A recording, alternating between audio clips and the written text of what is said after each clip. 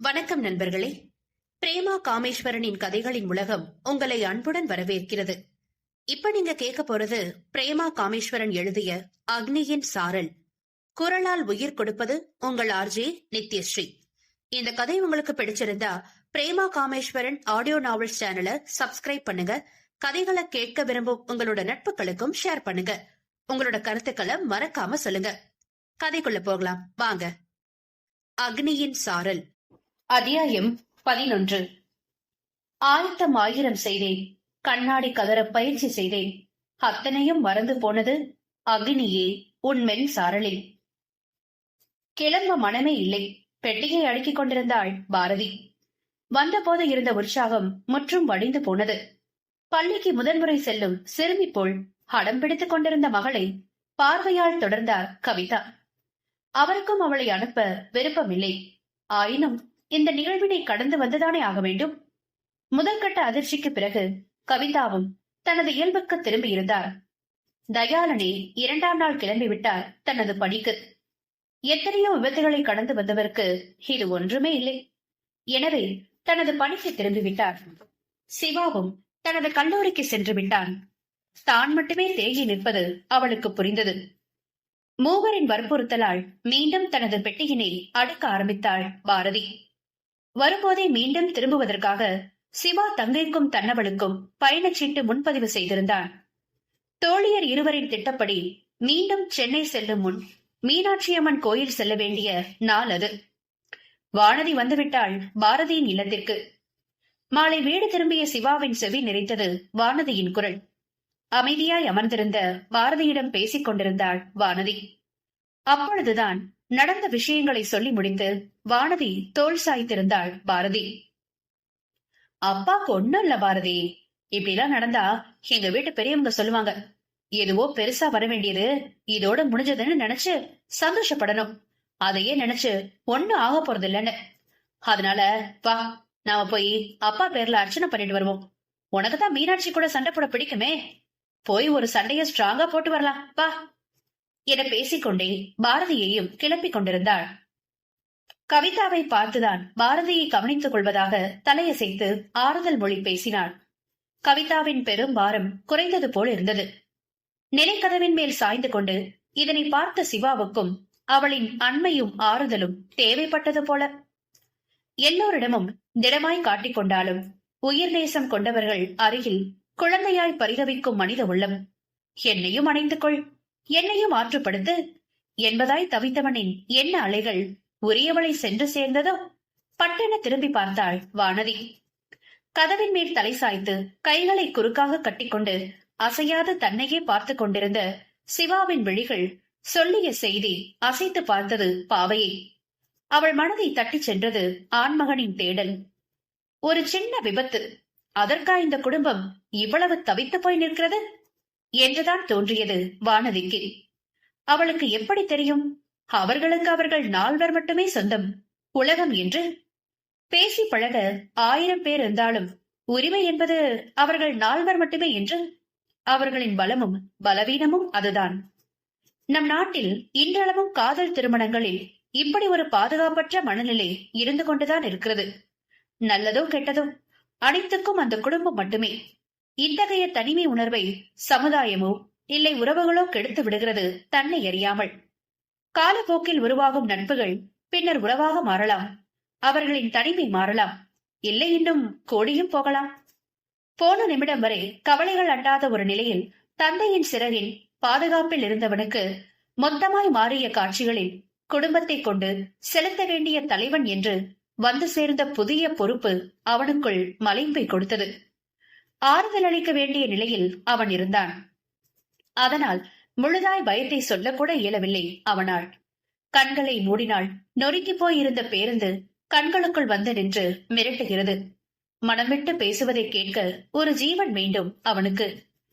தங்கையை தோள் சாய்ந்து தலை கோதி மென்மையான குரலில் பேசிக் கொண்டிருக்கும் பெண்ணின் பேரன்பு தனக்கும் வேண்டும் என பேராசை கொள்ளும் மனதினை தடுக்க முடியாமல் கலைத்து போனான் சிவா.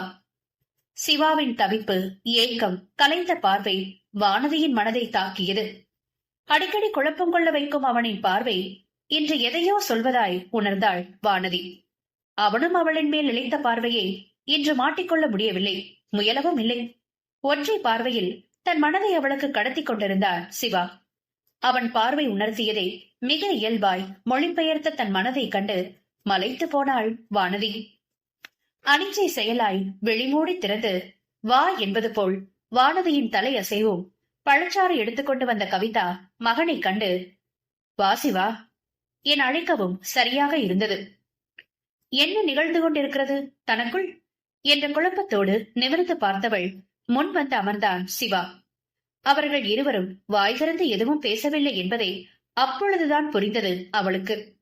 ஆயினும் அவனோடு பேசியது போல ஒரு உணர்வு எப்படி வந்தது? அவனது மௌனம் புரிகிறதா? இதெப்படி சாத்தியம் என்ற குழப்பம் இருந்த போதிலும் அவனது ஓய்ந்த தோற்றத்தை மாற்றியே ஆக வேண்டும் என்ற வேகம் வந்தது வானதிக்கு. இப்படியே எவ்வளவு நேரம் இருக்க போற பாரதி, போய் ட்ரெஸ் மாத்திட்டு வா, கோவிலுக்கு கிளம்பலாம் என்று வானதி அழுத்தமாய் கூற கவிதா பாரதியை அழைத்துக் கொண்டு அவளின் அறைக்கு சென்று விட்டார். அவர்கள் அறைக்குள் சென்று தாளிட்ட மறுகணம் சிவாவை ஏறிட்டாள் வானதி. இப்ப என்னாச்சு? எதுக்கு இப்படி இருக்கீங்க? அப்பாவுக்கு ஒண்ணு இல்லைன்னு டாக்டர் சொல்லிட்டாங்கல்ல, பின்ன என்னத்துக்கு இப்படி முகத்தை வச்சுட்டு இருக்கீங்க? நீங்களே இப்படி இருந்தா அம்மா பாரதியை யார் பாக்குறது? என்னதான் வாய்க்கிழிய பேசினாலும் குடும்பம்னு வந்துட்டா அவ குழந்தை போலதான் நடந்துப்பா, உங்களுக்கு தெரியாதா அது என்று படப்படுத்தவளின் விழிகளை கூர்ந்து பார்த்தான் சிவா. என்னப்பா என்றவளின் குரலில் மொத்தமாய் உடைந்து விட்டான். முடியலடி, ரொம்ப பயந்துட்டேன்.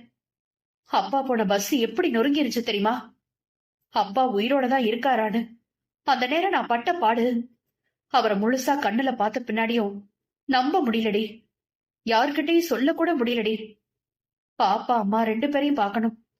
ஃபியூச்சரை நினைச்சா இன்னும் பயமா இருக்கு.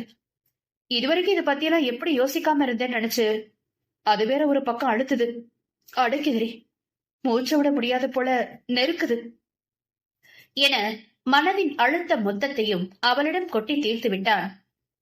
பாப்பா என்று அவனால் அழைக்கப்பட்டவளின் தோழியிடம். அவன் தன் காதலை வார்த்தைகளாக சொல்லவில்லை அவளிடம்.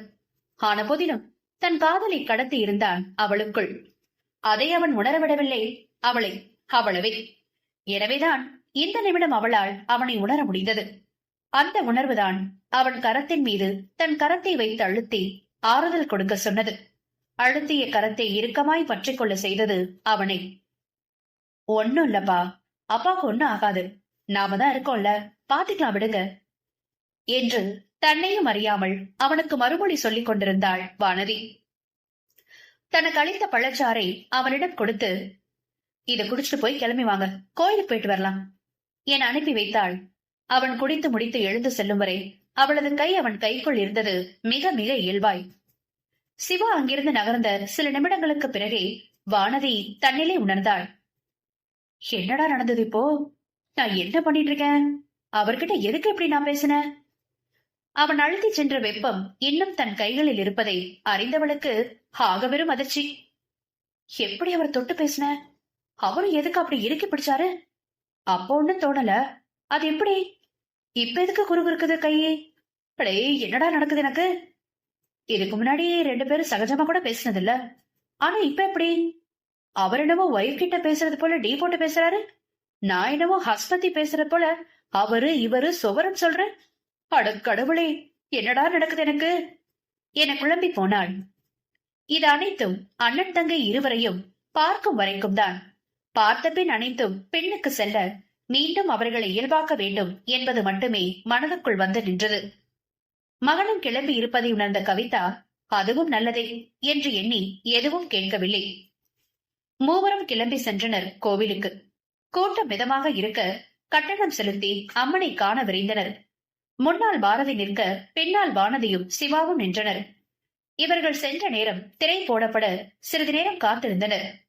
காத்திருந்த நேரம் சுற்றி பார்த்த வானதியின் கண்களில் பட்டாள் மீனா. சிவாவின் பின்னால் 10 பேருக்கு அடுத்து நின்று கொண்டிருந்தாள் அவள்.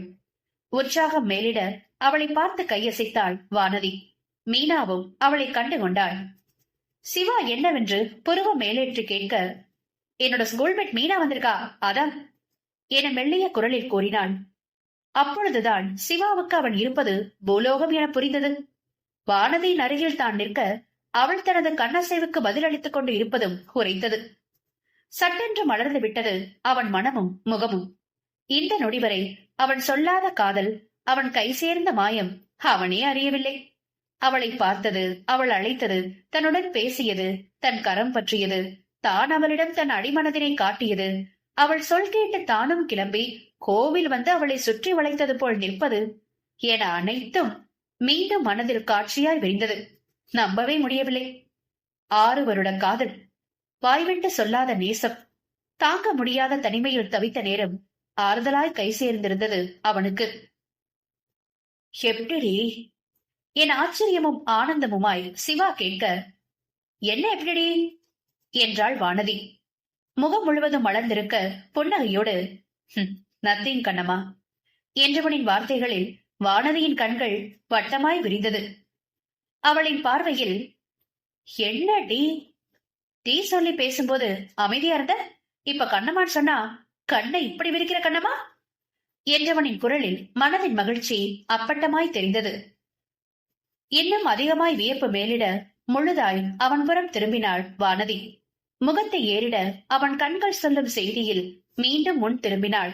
அந்நேரம் திரை விலக கூட்டம் அவர்களை நெருக்கியது. வானதி திரும்பியதில் முன்புறம் சாய்ந்த பாரதி, இங்கெதுக்கடி ராட்ன சுத்திர பக்கி, அமைதியா நில்லடி எரும என பாசமாய் கூறினாள். அன்னையை கண்ட பின்னும் கலக்கம் இருக்குமா மதுரை வாழ் மக்களுக்கு? கலக்கம் கரைய மனமும் தெளிந்தது பாரதிக்கு. வானதி மீண்டும் தலையை திருப்பி சிவாவை முறைக்க மிக அருகில் தெரிந்த முகமும் தன் முகத்தில் மோதி செல்லும் அவன் சுவாசமும் அவளை என்னவோ செய்தது. கோவிலின் தீபாரதனைக்கான மணி ஒலிக்க அம்மனை நோக்கியது அவளின் கண்கள். தன் இணை கண்ட முழுமை அவர்களுக்குள் எழ தன்னை சூழ்ந்திருக்கும் தங்களை உணர்ந்த வண்ணம் மனம் நிறைய நன்றி கூறினார் அந்த மீனாட்சி தாய்க்கு.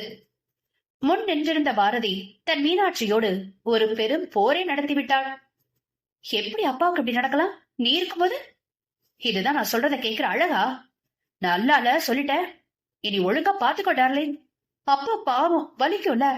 இனி மாசம் மாசம் ஊருக்கு வரும்போதெல்லாம் உன்னை கண்டிப்பா வந்து பாத்துட்டு போவேன் என் செல்ல மீனாமால என அவள் அன்னையோடு தனி உலகத்தில் இருந்தாள்.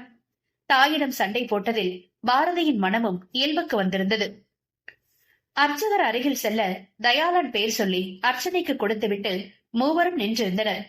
அடுத்தடுத்து வந்தவர்கள் விலகிச் செல்ல மீனா அவர்களின் அருகில் வந்துவிட்டாள். அவளை கை நீட்டி தன் பக்கம் அழைத்தாள் வானதி. மீனா அவர்கள் அருகே வந்த பிறகே அவளுக்கு பின் வந்த பார்த்தனை கவனித்தனர் மூவரும். ஒரு சிநேக புன்னகையுடன் அவர்கள் அருகில் வந்தாள் பார்த்த சாரதி. அர்ச்சனை முடிந்து பூஜை கொடியை வாங்கிக் கொண்டு ஐவரும் அம்மன் சன்னதி விட்டு வெளிவந்தனர். பெண்கள் மூவரும் சன்னமான குரலில் பேசிக்கொண்டு முன் செல்ல ஆண்கள் இருவரும் அவர்களை பின் தொடர்ந்தனர். சுவாமி தரிசனம் முடித்து அனைவரும் பொற்றாமரை குளத்தின் படிகளில் வந்து அமர்ந்தனர். மீனாவும் பாரதியும் தங்களது தமையன்களிடம் பிரசாதம் வாங்கி வர சொல்ல வானதி அமைதியா இருந்தாள். அப்பொழுதுதான் அவளுக்கு புரிந்தது, பாரதி சிவாவோடு இருக்கும் நேரங்களில் அவள் தனக்கென்று எதுவும் கேட்பதில்லை. ஆனால் அவளுக்கு பிடித்த அனைத்தும் அவள் கேட்காமலே அவள் கைகளுக்கு வந்து சேரும். அவள் முகம் பார்த்தே அவள் தேவைகள் தீர்க்கப்படும். என்றுமே வார்த்தைகள் தேவைப்படவில்லை அவளுக்கு. அதுபோலவே அவளுக்கு பிடித்த முறுக்கும் புளியோதரையும் வாங்கி வந்து கொடுத்தான் சிவா. இவளும் வாங்கி கொண்டாள். பாரதிக்கு வாங்கி வந்ததை அவளிடம் கொடுக்க சிவா திரும்பியதும் அவர்களையே பார்த்து கொண்டிருந்த மீனா வானதியின் தோளில் இடித்து, இங்க இப்ப என்ன நடந்துச்சு நான் தெரிஞ்சுக்கலாமா பங்கு என அவள் காதில் முணுமுணுந்தாள். என்னது, என்ன நடந்துச்சு? ஒண்ணுமே நடக்கலையே என பதறினாள் வானதி. அது நடக்குது 6 வருஷமா. இன்னைக்குதான் உங்க பண்புகள்ல பட்டிருக்கு மீனா என நமட்டு சிரிப்புடன் பதில் அளித்தாள் பாரதி. என்னது 6 வருஷமா? இப்போது அதிர்ந்தது வானதியின் முறை. அதுவே தெரியாதா உனக்கு என மீனாவும், ஷாக்க கொரடி பக்கி என பாரதியும் ஒரே நேரத்தில் சொல்ல பெண்கள் மூவரும் சிரித்து விட்டனர். பார்த்த 10வது நிமிஷம் கண்டுபிடிச்ச நீங்க எங்க? 6 வருஷமா ஒண்ணு தெரியாம களிமண்ணா இருந்தவங்க நதி எங்க என பாரதி ஓட்ட, வெட்கம் வேதனை என தலையில் கை வைத்து மீனா பதிலுக்கு வார என அந்த மாலை பொழுது கலகலப்பாக இருந்தது. அருகில் இருந்தவரிடம் பேசிக் கொண்டிருந்த போதிலும் ஆண்கள் இருவரின் கண்களும் தனது இணையினை தழுவிச் செல்ல மறக்கவில்லை. வசமாய் மாட்டிய வானதியை வம்பு செய்தவர்கள் பார்வை ஆண்களை நோக்க அவர்களும் பெண்களை பார்த்து புன்னகைத்தனர். இயல்பு நிலை மீண்ட பாரதி அப்பொழுதுதான் பார்த்தசாரதியிடம் தான் அன்று சரியாக பேசவில்லை என்பது புரிந்தது. அதனால் அவள் பார்த்தனை பார்த்து புன்னகைக்க தன்னவளின் மலர்ந்த முகம் கண்ட சாரதியின் முகமும் மலர்ந்தது. அண்ணனை பார்த்து கொண்டிருந்த மீனாவிற்கு அவனது முகத்தின் பிரகாசம் வேறு ஏதோ கதை சொல்லியது. இதுவரை இத்தனை உள்ளார்ந்த சந்தோஷத்தை அவள் தமையனிடம் கண்டதே இல்லை.